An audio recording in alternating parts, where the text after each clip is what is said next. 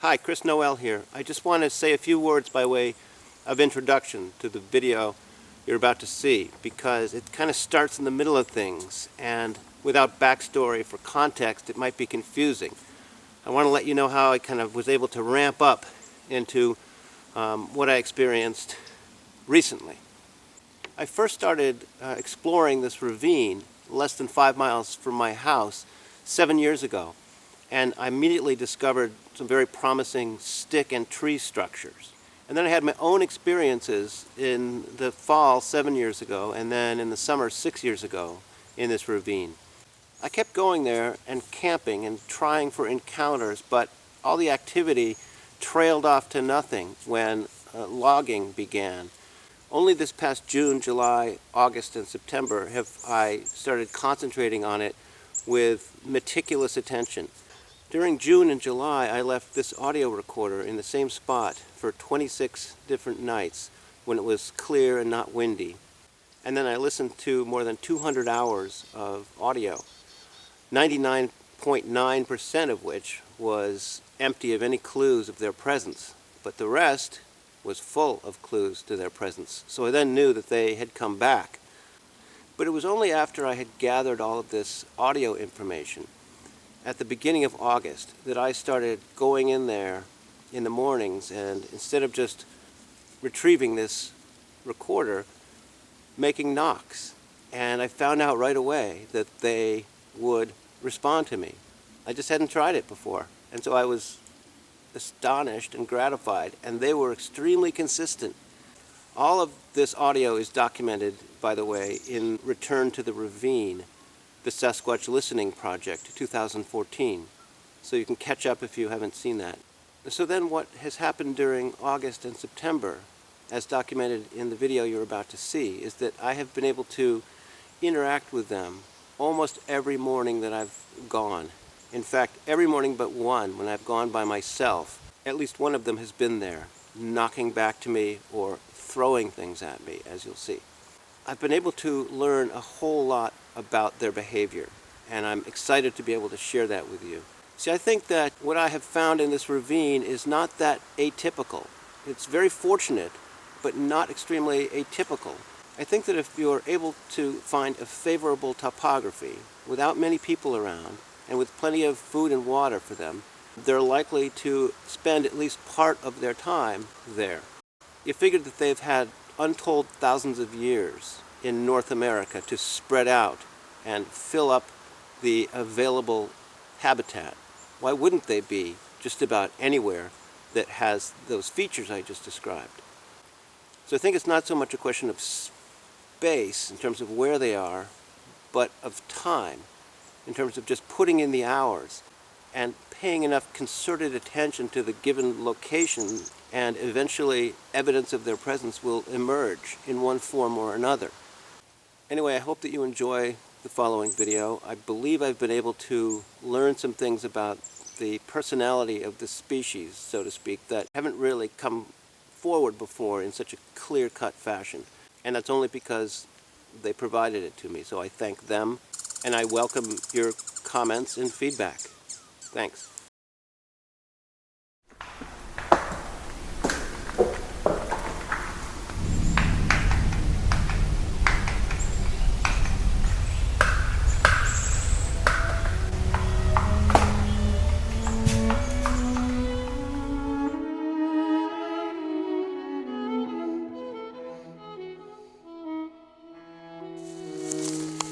Now, all I can tell you is that the last 5 times I've come here in the morning like this, he's been there making knocks and those popping noises.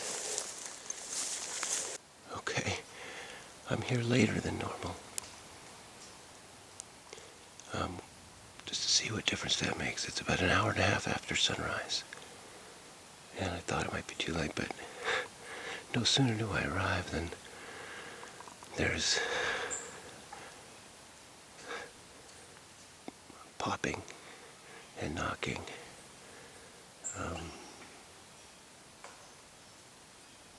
Man.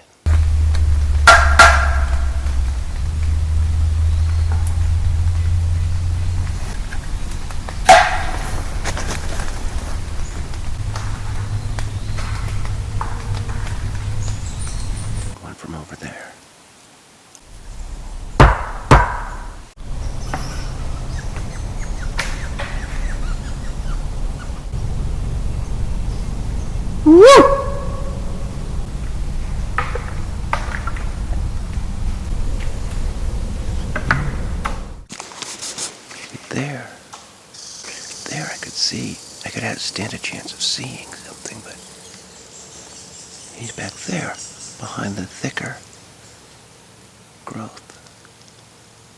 Absolutely obscured.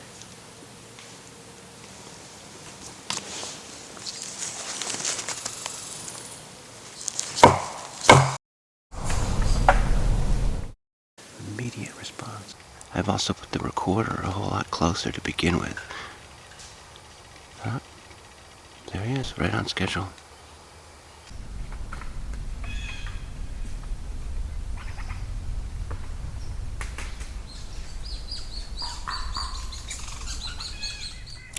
See, when you're going back and forth like this, it can start to feel like you're on the verge of some contact.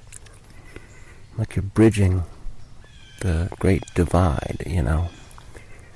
But as enticing as it is, I think it's more like you're participating in some brand of timeless theater that only serves to accentuate the great divide rather than bridging it.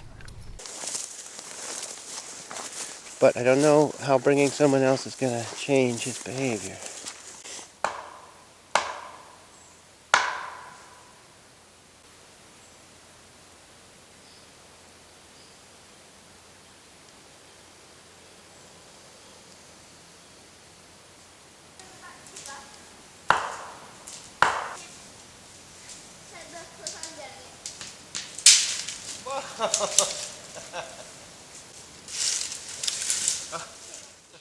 When my daughter and I go, I leave the recorder behind, and it picks up 4 hours and 20 minutes worth of what goes on there. Since it takes so long for the first sounds to come up after we leave, I don't think that the subject was there while we were there. Could be, but it seems that if he had been, he would have made his presence known sooner after we left the forest. When he does, 39 minutes later, it is emphatically.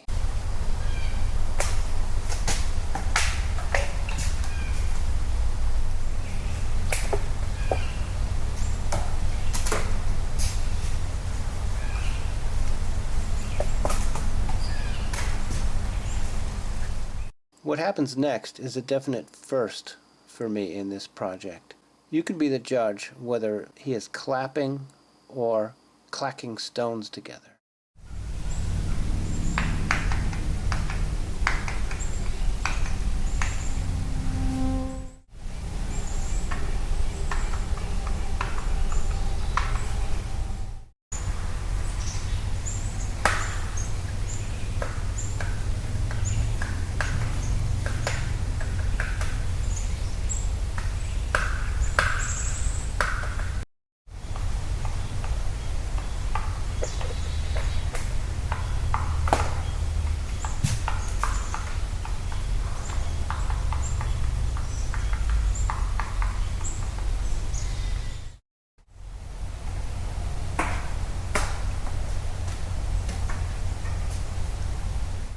I think I have enough information now to actually say with a reasonable degree of certainty where this Sasquatch hangs out on a regular basis this time of year. This kind of busts the myth that Sasquatch is a nocturnal creature, that as soon as the sun rises it flees back to its secret hideout, and that in order to have encounters with them one must go out in the middle of the night when it's scary and intense and remote. Well, here's one that simply hangs out in the morning all the way till noon, not 300 feet from a dirt road.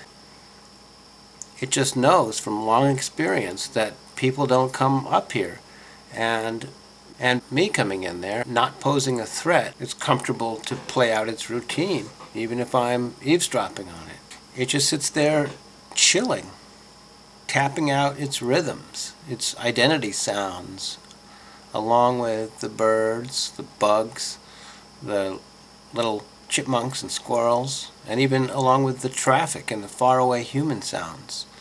It's integrated with the world around it. The interesting question I have, though, is just how idiosyncratic is this individual, and how much can I extrapolate from what he does to the nature or the personality of the species? He seems to be on his own here with his drumming. I've come to call him the Music Man because that's how we encounter him. But unless it's some sort of Morse code and he is really communicating with others, it seems to be playful. He seems at one with the medium of his music, which is sticks in his hands or rocks, the ground that he can thump on to make a different kind of tone. I mean, I haven't heard any responses from elsewhere in the ravine to what he's sending out. That's why it seems to me to be more of an improvisational expression of selfhood.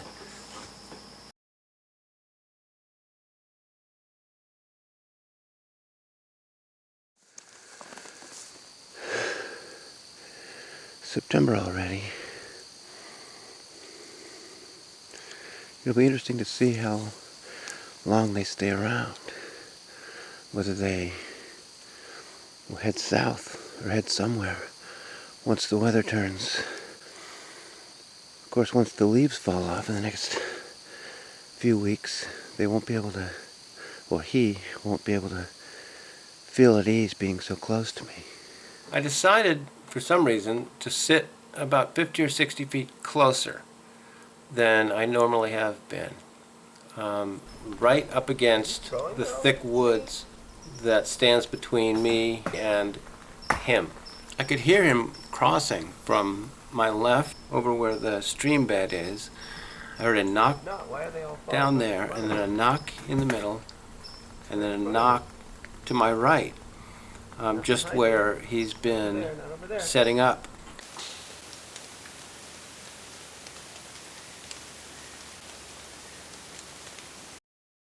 And about 4 or 5 minutes after I got there, I started hearing something falling through the trees and hitting wood. I thought at first that it must be pine cones.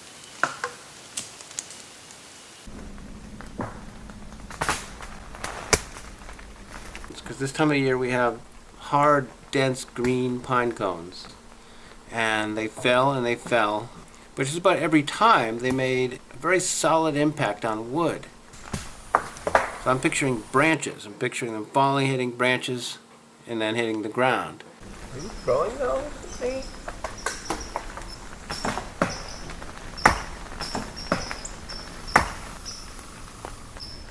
If not, why are they all falling right in front of me? Right in front of me. Not behind me. Not over there, not over there. And why were there 7 or 8 of them right in a row, and now none of them? Now I can see that he almost definitely was throwing the rocks from his location, which is to my right here, over my head and against, not branches, but tree trunks, because this is the kind of sound that they made. And they bounce off the tree trunks and land just in front of me to my left. I can't believe, even in just a few hours of retrospect I have, what a thick skull I displayed this morning. And if I hadn't eventually gotten the point, I would have needed a thick skull, if you know what I mean. The moment I wised up and called him out on this, zip, everything stopped in terms of these projectiles. But even after I did, I sat there for 15 more minutes before it finally squiggled across my consciousness that maybe I ought to take the hint. Is it that I'm sitting too close?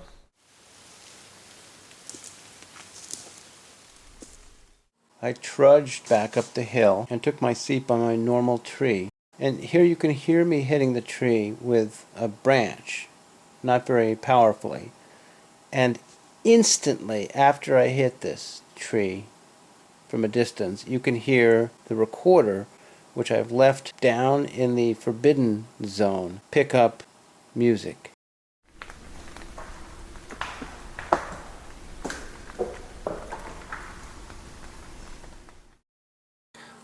I feel really unsettled in the wake of this today, but at the same time, this coming into direct conflict and then the resolution leaves me with a sense of intimacy, and I love that. I'm very excited by that and gratified by that.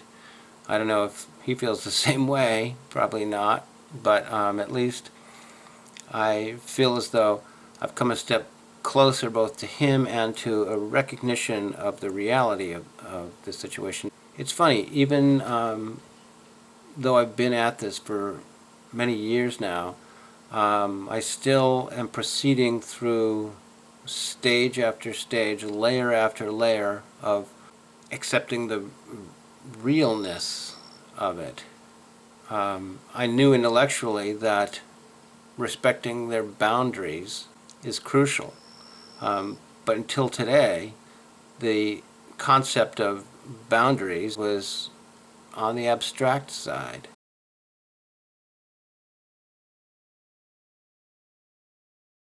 I'm starting to think that a lot of these knocks are actually rock throws hitting trees. But I'm sitting in my normal spot, so why would they throw rocks? It's just another way of making noise. Like that. I kind of want one of those rocks, if you could. Throw one near me.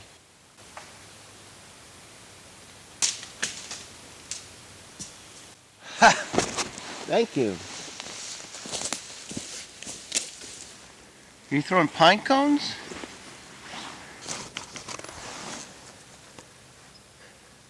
These are hard, and this is what just landed near me. They are very dense. They would make those sounds against trees. And there's no pine trees right around me. Just deciduous trees. So he threw this for me. Amazing. Thank you, music man. Pine cones after all, how about that? How about some of your beautiful music now?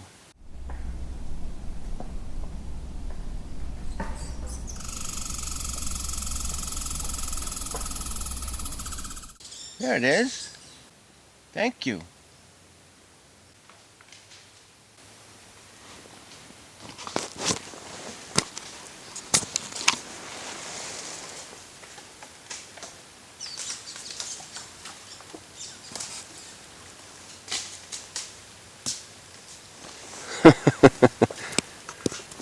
Somebody's throwing from behind me now.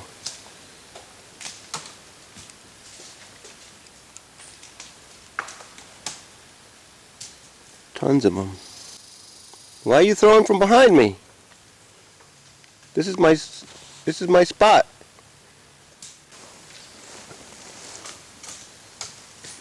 Oh man.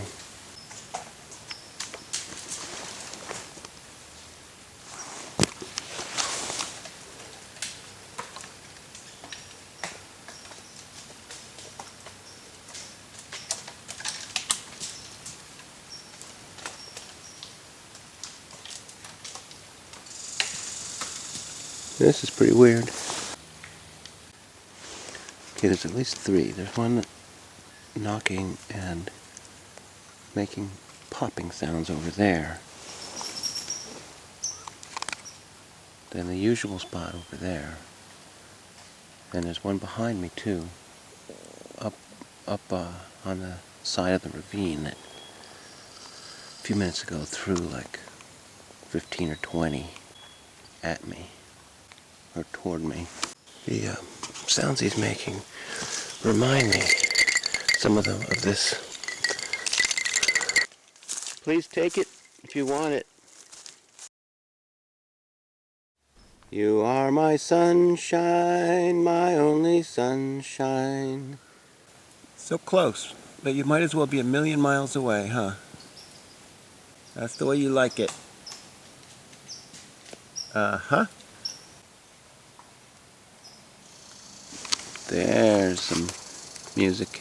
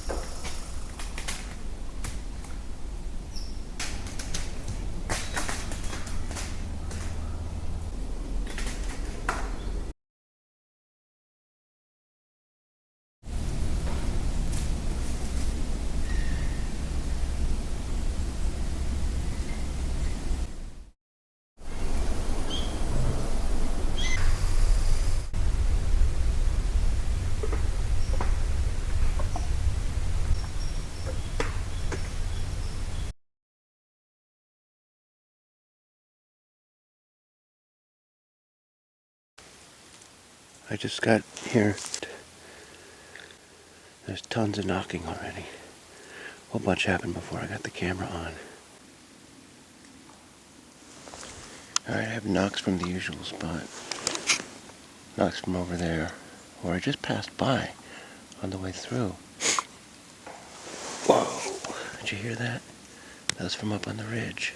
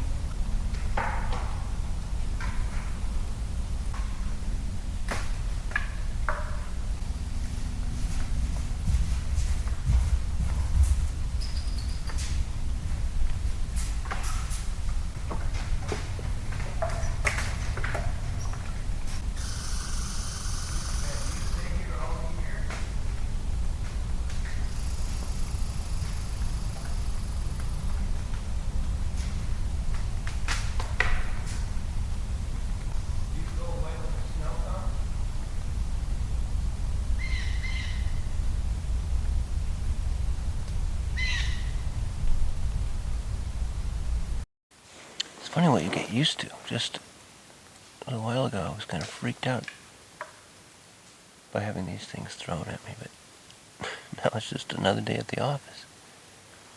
Steadily hitting the trees over there by the entrance where I come in, and hitting this tree down there repeatedly and falling to the ground over there.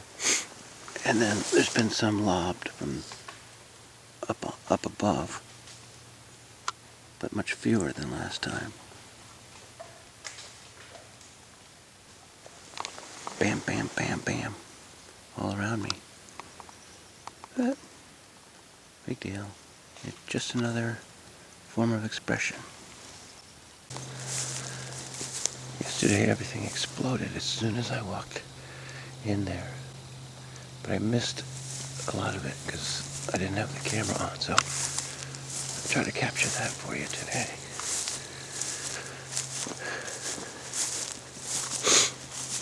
I've been here like clockwork every morning at 7. Yep, it's the first knock right there. They're so consistent. They have such a precision routine. Can you hear them? And I'm trying to match up with that routine for a Sasquatch researcher after many years of not having anything remotely like this. It's quite an incentive to keep the routine going as long as I can. The enthusiasm, or whatever you call it, is not dampened by my camera.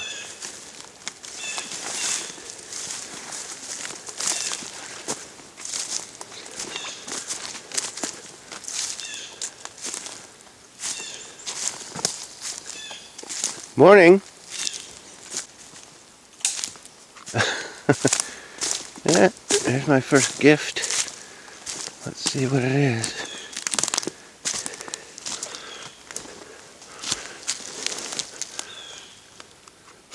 Where'd it land?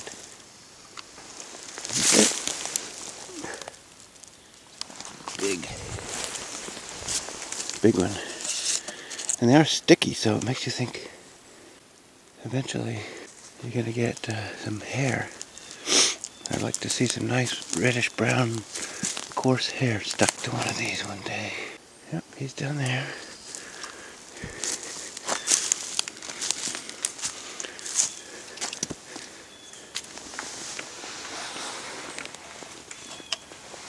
So insanely reliable compared to what I always thought the story was with these folks.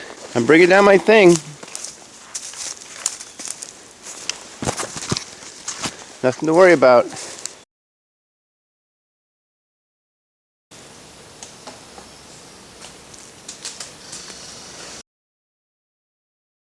I'm not going to stay. I'm just going to put this down and go back up. Don't worry, just lay low. I'll be going back.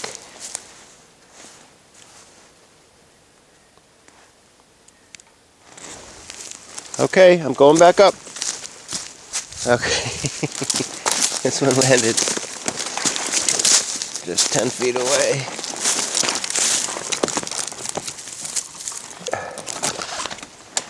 Whoa! Good shot! Ah! Finally, the first hit. It just hit my back and bounced off. Good shot! It's an honor and a privilege to be struck by something that was just in your hand. Just handle them just with the fingers and, the palms. They don't have any hair there. Okay, camera is back on. I got a cool rattle for them today.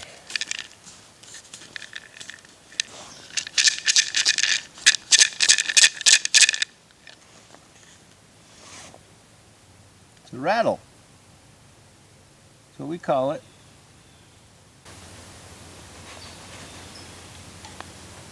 Ah, there's the one behind me. I hear you up there. You got the upper ground. The other two have lower ground. What's up with that? I guess you have the advantage of absolute concealment.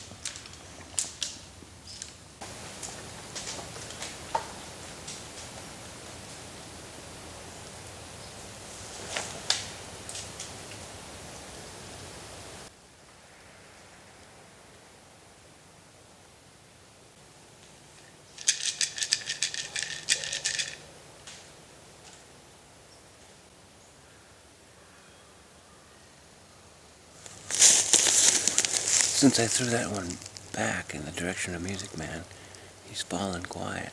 They're still coming from over that way. Like that.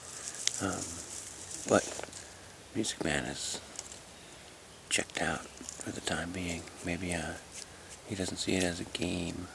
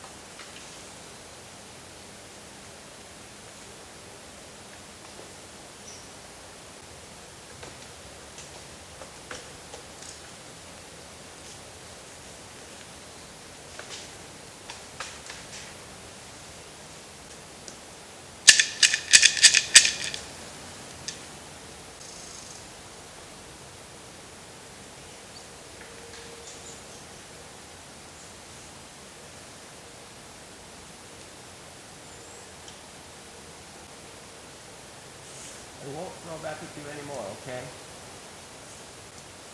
Promise. Could just be an ancient ritual that they've gone through all down the eons, where when a person first gets to a place that's their territory, they shower them with things if they have them. And this is hard pine cone season, so they can gather those somewhere, not around here, and have them to use. And right at first there's, dozens of them, and then if the person just stays put, I guess they settle down. So I guess that's one layer of it. But it sure seemed that he took offense at my chucking that one back toward him. So, I'm coming down to give you a gift. Don't worry, I'm just going to stop and give you this gift. Just right where my thing is, where I put it before. I'm giving you this rattle. It's for you. You can have it. Alright? Here we go.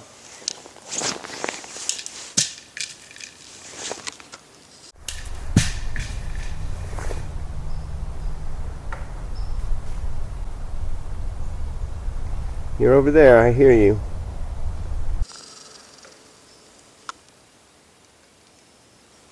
You're over there, I hear you. You see, or you hear where I threw the rattle? You can have it. It's yours to keep from me. Okay? He's kind of come back to life in the 2 minutes since I left that rattle. I think I heard you using that other instrument, the wood chimes, the other day. I'd love to hear you play that more. Sounds good. And the rattle would sound good too. You make good music. Yike. This one landed 10 feet away again.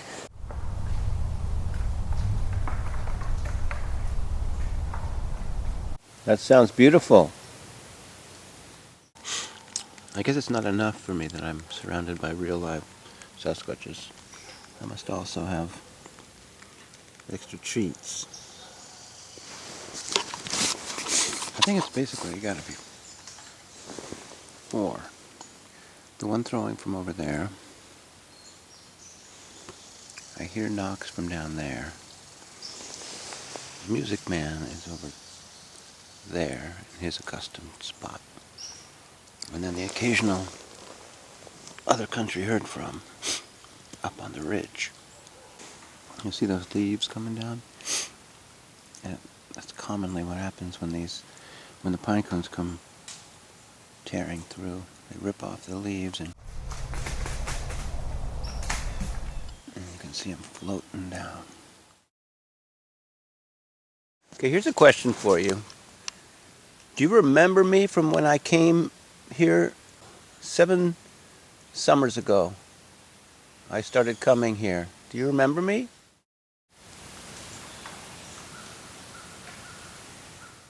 Okay. Are you the same one who came around and thumped on the ground where I was sleeping? Thank you.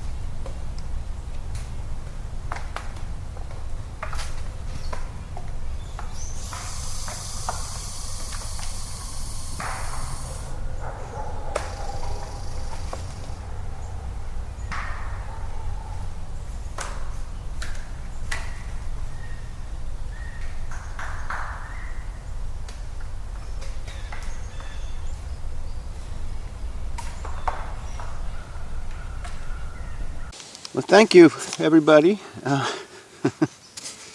guess I'll go again and be back tomorrow morning at the same time. As I was walking out, I heard knocks from up on that hill. There we go. Or just in the woods at the bottom of the hill. So I assume that he's the one who's been lobbing them over there, where that one landed 10 feet from me, because they seem to come from that direction. Can I see you throw one from there? It'd be great to see it going up against the blue sky. I bet you they climb up in that tree sometimes. Get an excellent view.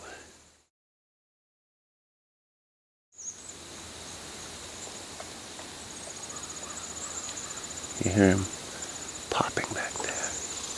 And back in the woods, they're making tons of noise now. It's such a delightful feeling to have a good recorder going in there. The forest is just alive with percussion. I love it, I love it, I love it.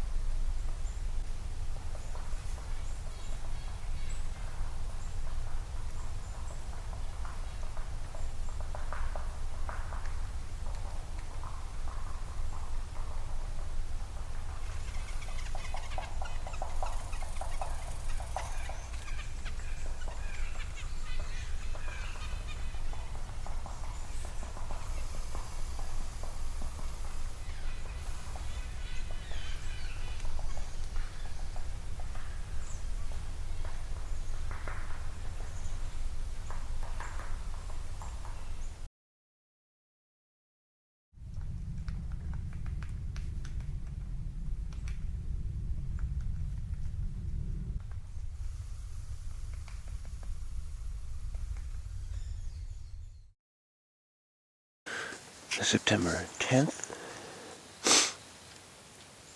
and I'm about 45 minutes later than normal, and everything's very quiet. Maybe you had a long, hard night, Music Man. And since yesterday we had that outrageous, long drum solo of clacking or clapping or something, I brought these. Did you take the rattle? Boy, would I love to hear the rattle right now. Oh, there's the one behind me. It took them a while. Last 2 mornings they were, or last 3, I can't remember anymore. They were already in place and sounding off as I arrived.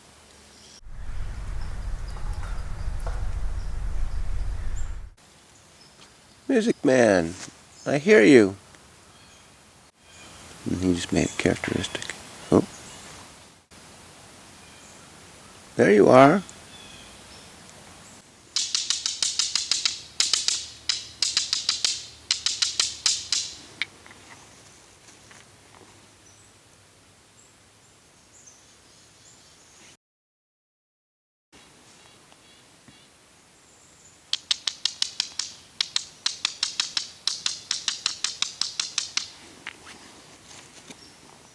No response. Maybe I'm not supposed to know about the sounds they make when I'm not around. Maybe that's a breach of etiquette. It's unusual. I've never had them be here, letting me know that they're here, but not wanting to really play. They could have just been silent. But Music Man is over there. I heard him on 2 occasions. So he let me know he's there, and now he's absolutely been silent for about 10 or 12 minutes.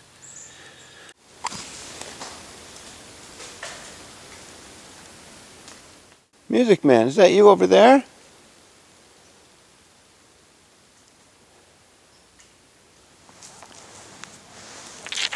I'm going to leave these rocks for you. They're very nice. You can take them if you want. I'm going to put them right here.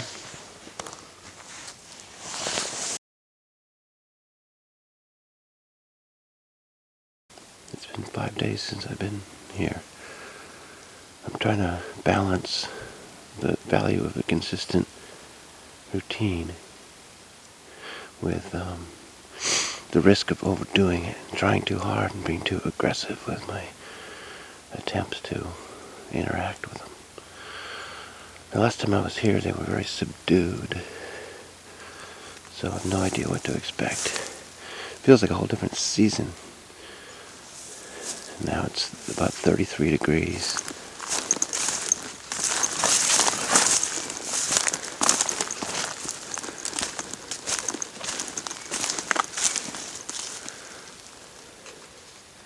So far, nothing.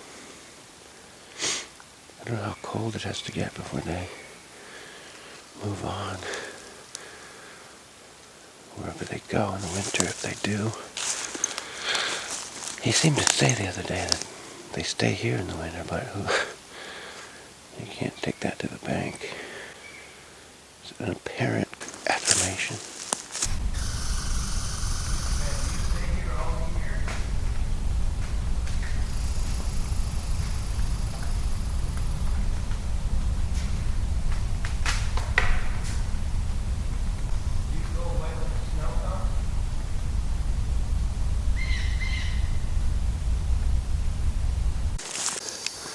Oh, me of little faith. I just walked down to put my recorder in the normal spot and ooh.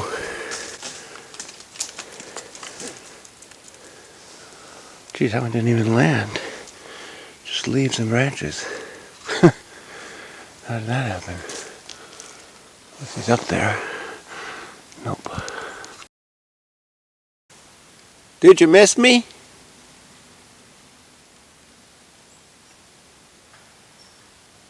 Ooh. Seems to be a yes. But I've been warned by others in this business that not to let yourself think that they need us. They don't need us. They're just fine on their own. Well, I missed you.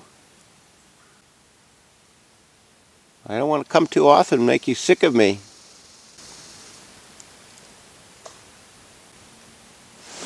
And we got one up there. So it seems like 4 again. It seems like it.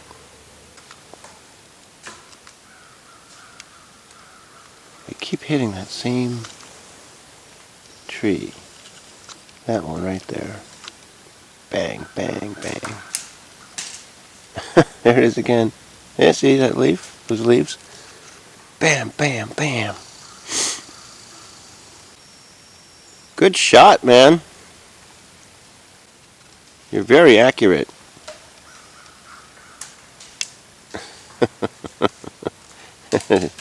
Oh. Over and over and over. How do you have so many pine cones with you?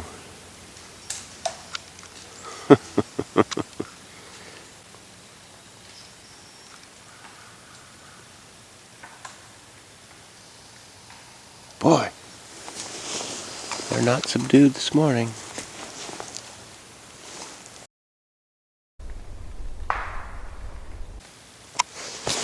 That was a loud slap from up the hill just a few seconds ago.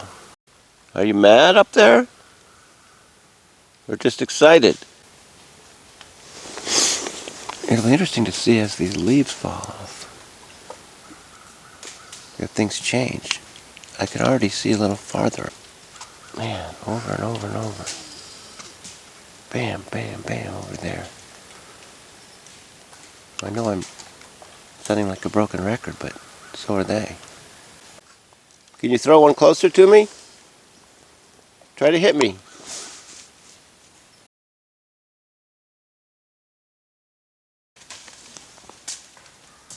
Excellent. You just threw 5 in a 6 in a row. It landed almost precisely in the same place. About 15 feet in front of me. That was very impressive. Whoa! There you are right in front of me. 7 in a row. How are you doing it from where you are? Gosh, how far away must you be? Hey! Holy smokes. Good job, man. And they're crashing through those leaves up there. Dude, you are an excellent... Oh! Ah! Holy sh... Well, you did it. I asked you to. This one just hit me on the head. Yikes. Oh my God, man. So sticky. Ah. Ah. All right. You proved your point. What an excellent throw you are. Oh my God. Hit me right. I guess I wouldn't be laughing if these were rocks. Hit me right there. Boom. No, right here. That's where it still hurts a little. Wow. Whew. That was an extremely... Oh, little tiny one. Yikes. All right. Are you playing or are you mad at me? There was like 12 of them. 13. Little tiny. Once they start being rocks, everything changes. These are harmless enough, but my goodness. I'm like 14 within 2 or 3 minutes right in front of me. And he's nowhere to be seen. 15. Holy smokes. Yeah, you like that, huh? Are you laughing? Yeah. Funny. Well, this one's a keeper. It's even better than the one that landed on my back. Bet you there's DNA on there. But who's going to separate it from the sap? If you want me to go, throw one more at me.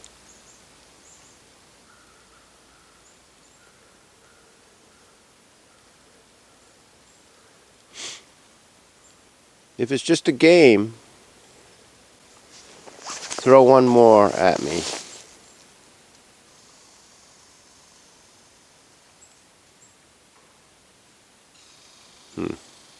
Non-committal.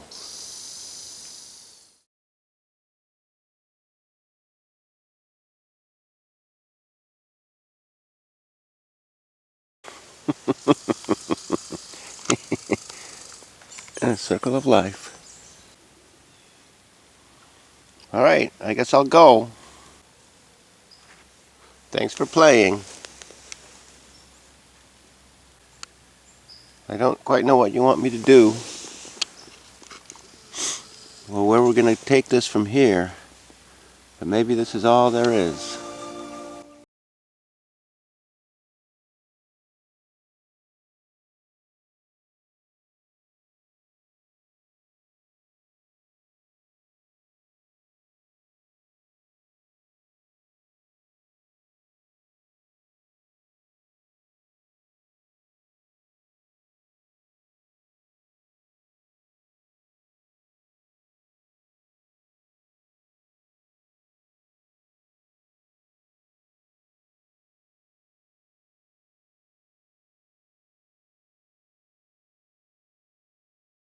Well, it's been a month now since this pine cone landed on my head, and you can see it's all dried out now and very light. Too light to throw any real distance. Was that all there was? They didn't change their behavior toward me, but I was able to learn a lot more about it and about the personality of this group. I expected that these Sasquatches would behave the same as those at other habituation sites. And habituation sites just means places where both the humans and the Sasquatches have become familiarized to some extent with one another. Elsewhere they take gifts and leave gifts sometimes. They'll take food. My group never took a single one of the gifts that I offered. The rattle was never taken. The wood chimes were never taken. None of the food was ever taken. Just toyed with a little bit. So it took me a while to catch on to the fact that the characteristics of this local group differed from those at other habituation sites around North America. There was a lot of overlap, but then there were these important divergences. You could read about 6 other situations in great detail in this book here. It's fascinating to me that separated by thousands of miles and not even having compared notes with one another, these people at these habituation sites experienced extremely similar behavior from the Sasquatch visitors. And then 6 were generous enough to share their testimonials with me to put into this book. I'll just mention a second book too. Here I take what I have learned during the last 9 years of studying this species, and especially during these last 4 months here in the ravine, and propose a theory about the nature of this species that's different from other theories I've come across before. This book is due for release on Valentine's Day. I sometimes hear 4 of them. You can see where I'm the circle and Music Man is marked, and then those other X's are where I hear either knocks coming from, or the X closest to me is where it seems that the one is throwing pine cones from behind me from near the edge of that field. So I don't know what's going on in the rest of the ravine, just within earshot around me, and then within earshot of my recorder when I leave. I've wondered why they are so tenacious in staying around here, especially when they know that somebody's onto them. I seem to be the only one that knows they are here. I never see hide nor hair of any other human being in the ravine. So you'd think they'd either dispatch me or, more likely, just relocate. They have some allegiance to this ravine. Of course, the first thing you think of is a burial ground for their ancestors, but there's no way to know that at this point. I can tell you that 7 years ago, when I first started exploring in here, I came upon a wheel formation down near the bottom where there's a little stream, and not too far from where I interact with them today. You can see it's very well put together, very symmetrical, and one of the spokes of this wheel is made up of a still rooted tree drawn into the circle from, what is that, 20, 30 feet away? So this formation is pretty rare to find and may signify, again, some extra significance to this spot. So on September 15th, when I left and went home, I put the recorder where you see that red dot. And this area that I've shaded in is where I hear them knocking. I'm not sure that this is exactly the same range that the recorder can hear, but it's probably not that different.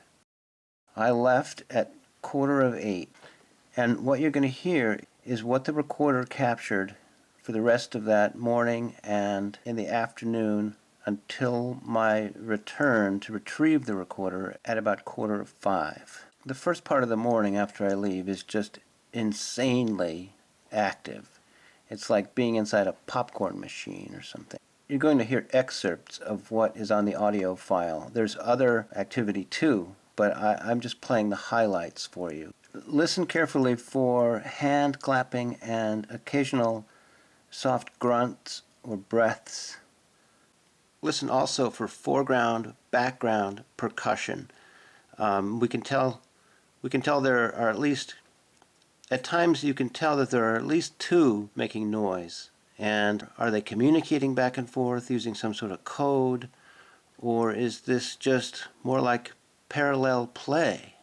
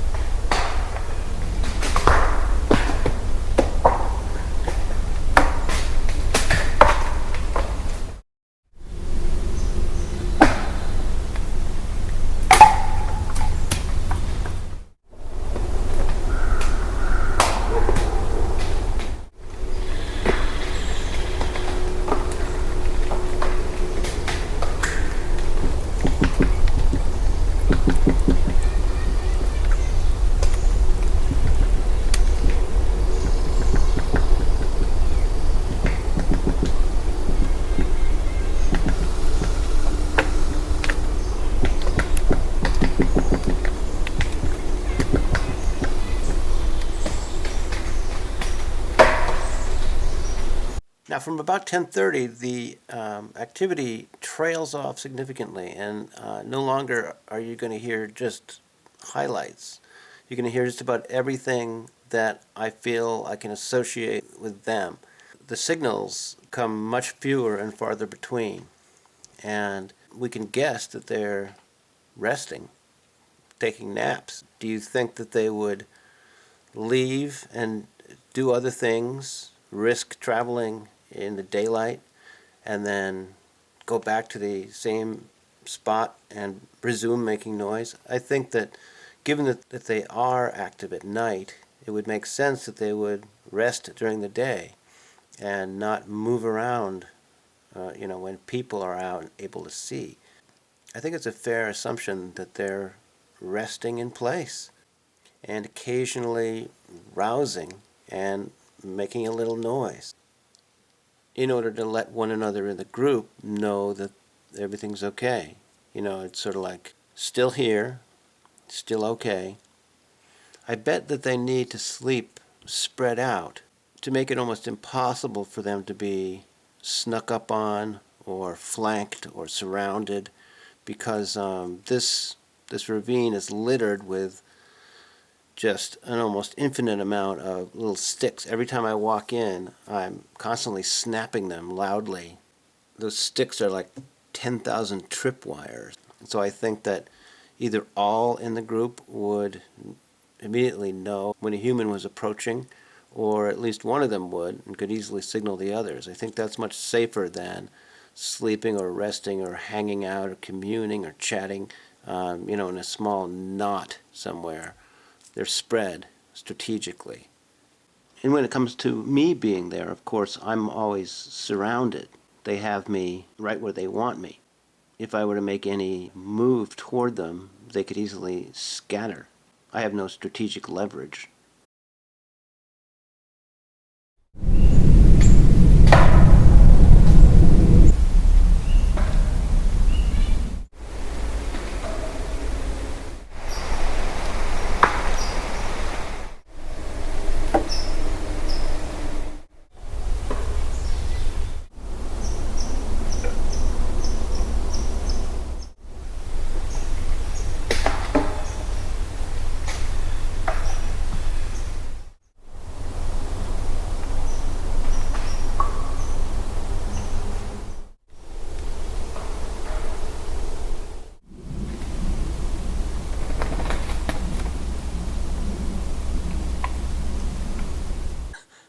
What was that?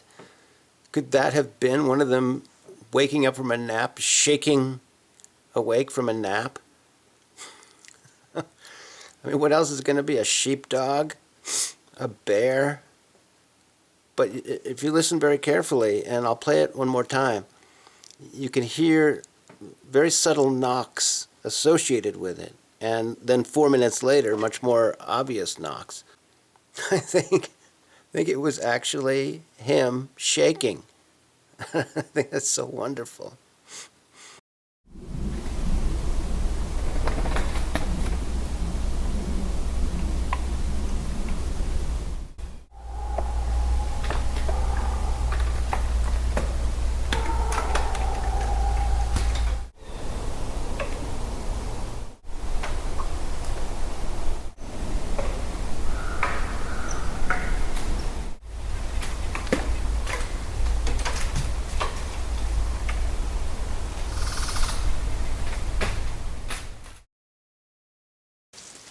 I finally left the recorder long enough to figure out whether they spend all day here.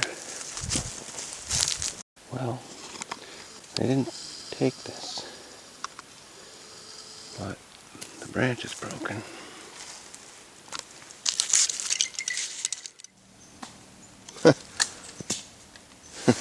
That just landed on my towel, my little blanket towel. Something happened 3 days ago. Both my cameras at the time were up on the ridge trying to catch that one that sometimes arrives late and just does single knocks. He didn't show up that day. And so I didn't have a camera to capture what I saw. Music Man is going crazy down there. Hey, Music Man.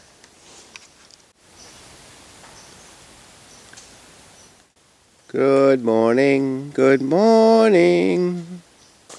I mean, it's a little thing in the sense that I knew they were being obviously thrown. And I've heard and seen many hundreds of them by now. I heard them hitting hard, and then I saw them come down by gravity. But I'd never seen them going against gravity, actually shooting through the air toward their target. I was so thrilled. I was so thrilled. Until now, they've just been this disembodied presence, this kind of soundscape around me. But seeing that the other day, their effects suddenly became blatantly physical, powered by an arm and a hand. It's just barely less good than seeing the arm and the hand themselves.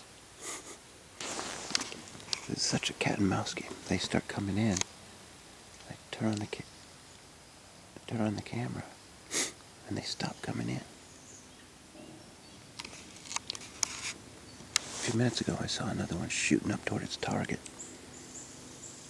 Of course, the camera was off. I leave it off a lot because they seem to be more active that way.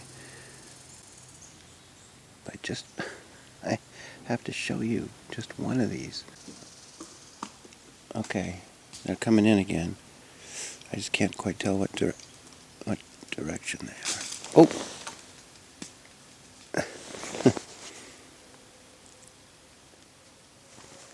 The other day, he came streaking in over my shoulder.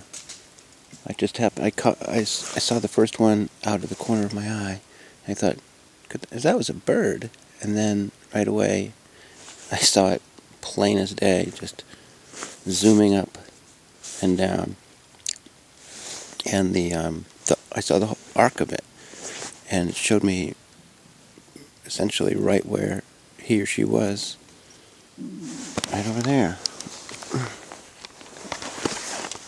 Over there somewhere, behind the trees that are in the sunlight. In the wintertime, I'm probably going to wish I'd just gone running over there. But in the moment, you just don't want to do that. I don't want to ruin 7 years of work here. And he's almost certainly a lot swifter than I am. So I may not get a good look or any look at all, and still sacrifice all this time that I've invested and goodwill. I thought if I ever saw one, it would be coming down from the sky, having been thrown from really far away. So this really shocked me how tight the arc was. You're showing me how close I call him pitcher. Showing me how close pitcher really was, but still not visible. Good throw, pitcher. You've got me trained. Every time you throw, I turn on this machine.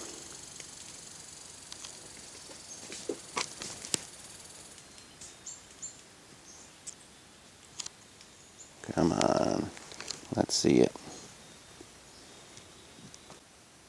I'm not trying to film you, just your pine cone.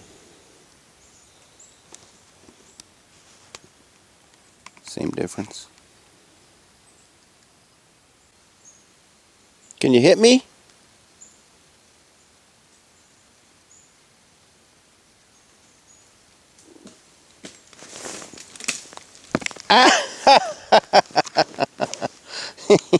He just did hit me. Boy, this is fun. Ah! Whew. In terms of the trajectory I saw, he can only have been standing right back in there somewhere. Let's see it sail across the sky. I'm starting to think there's a reason that this house is abandoned. I do think there's a squatch in these woods. No, seriously.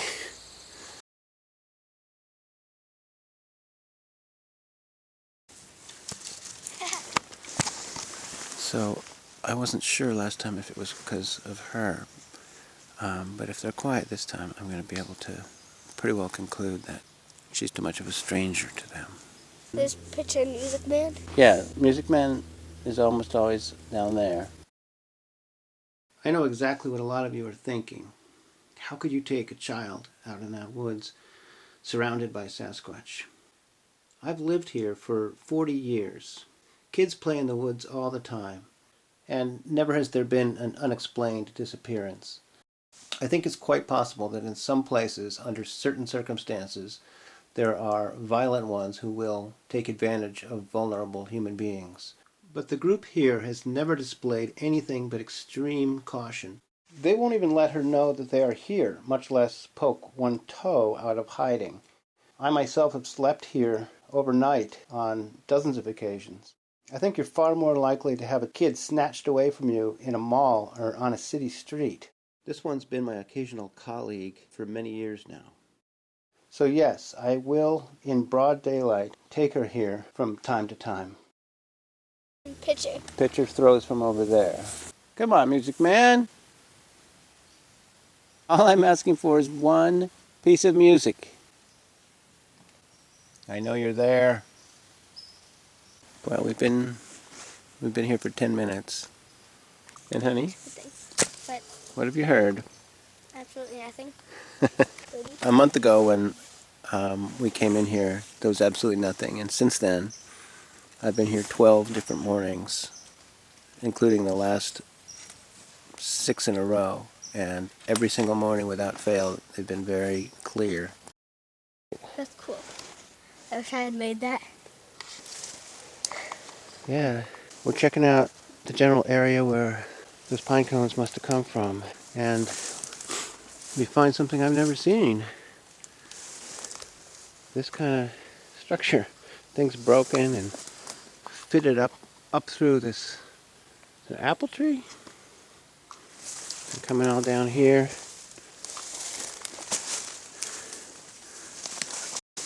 Nice, huh?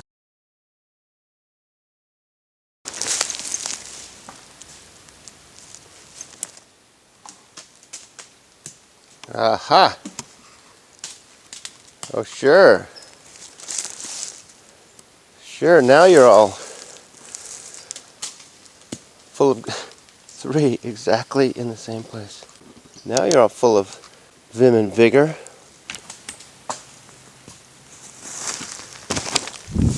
Morning, pitcher.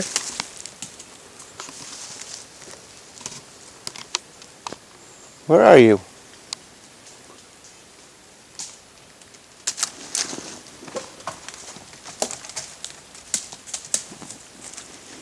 Good throw, pitcher. Let's see now. Let's see if I can get this. I propped the camera on the ground so that it's looking above and behind me.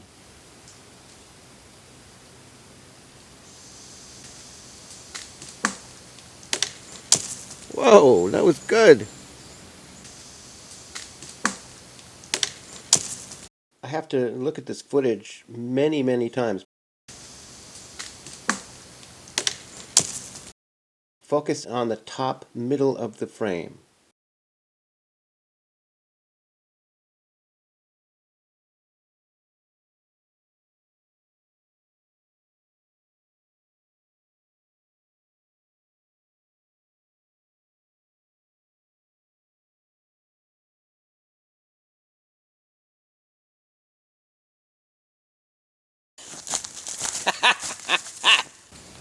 Still didn't hit me though.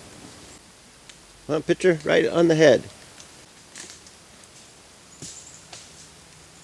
This one you can see, but much less well. Many more come in, but are out of frame.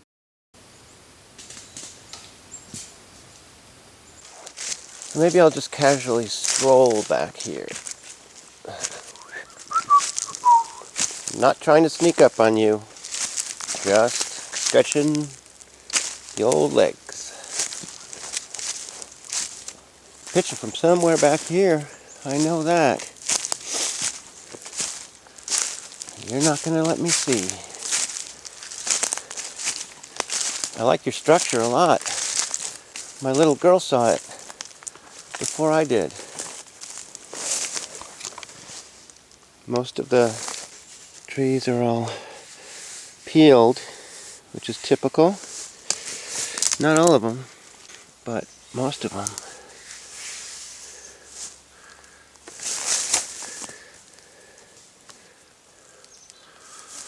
Broken down here. Broken on here. Shoved up into the apple tree all together. Very, very nice and obvious. I bet you're just over there somewhere. Somewhere. It's really remarkable. There I am. And there's the tree. Wait. And there's the tree next to me that he hits, and then they come down. So he has to know which tree is the right one. And then he has to shoot the pine cone above all the other trees so that it lands in the upper branches of that one, and then comes tripping down through the branches, landing beside me or on top of me. I remember from high school physics class that on a trajectory, the angle of ascent matches the angle of descent. From what we can tell in the footage, the angle is quite steep. But it doesn't really matter anyway, because we're not going to be able to pinpoint Pitcher's location given such little information. I think we can confidently suppose, however, that he or she wasn't, 80 or 100 yards away, or else to achieve this angle of descent, the pine cone would have had to be thrown ridiculously high into the sky. And never mind the strength in the arm, they're just not heavy enough to get that high.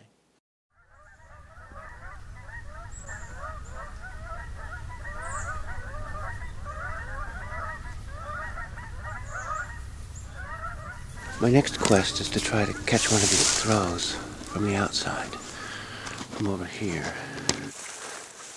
My hope is that if he or she feels safely hidden in the trees, the camera won't be that much of a problem in terms of throwing pine cones. My other camera finally bit the dust after many years of faithful service, so I have to go in the woods just using this recorder. I'm kind of late today, so they may be asleep already. It's incredible I'm even able to say that with any degree of confidence.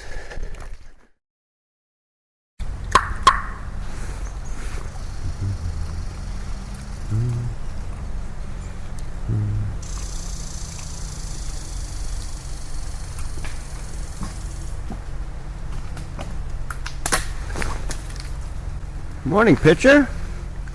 That didn't take long.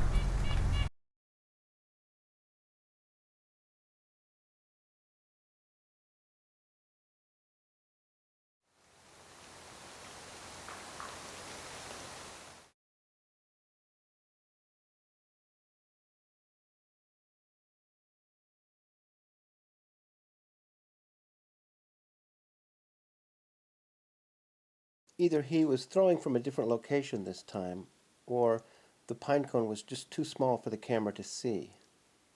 I think I need a much better camera. I haven't heard any evidence of their presence for about a week and a half now. Whether it's because their metabolism is changing and they hunt and eat more at night, so they sleep more in the daytime, or because several waves of Vermont hunting seasons are about to begin. You have your musket loading and bow hunting and then rifle hunting. Not any definitive knocks for a good while now. So I'm just going to wind it up with a little walk down to where I am. Always heard Music Man coming from. Just to see what there is to see.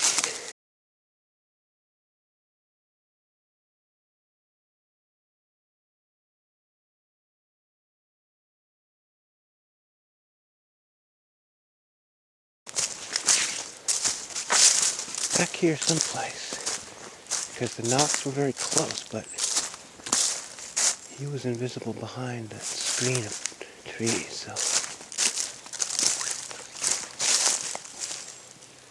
can't see my chair at all.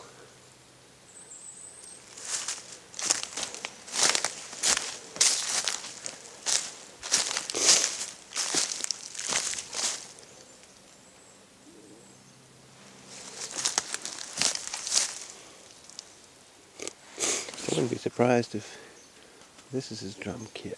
Look at all the different available widths to strike and different kinds of drumming surfaces.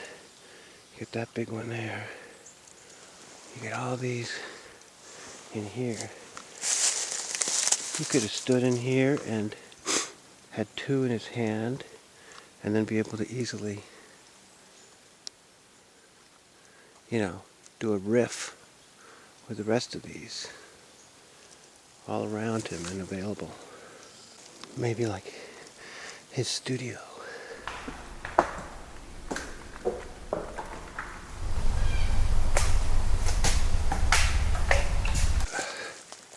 It might not be his, but it's the kind of thing I would expect to find after hearing months worth of this pretty complicated music. Next year, instead of just interacting with them from August through September, I'm going to start in May if I can. Then we'll learn tons more about them. Thanks everyone for watching this, and I'll see you back here next spring.